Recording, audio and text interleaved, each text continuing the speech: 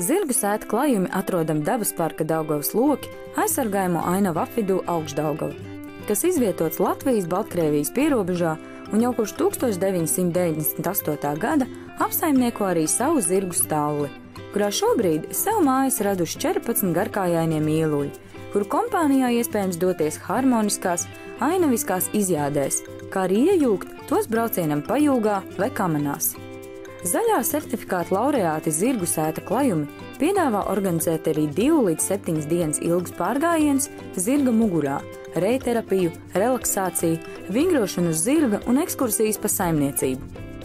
Zirgi ir lieliski apmācīti un gaida gan lielākus, gan mazākus draugus un sola parūpēties pat par netik pieredzējušiem jātniekiem.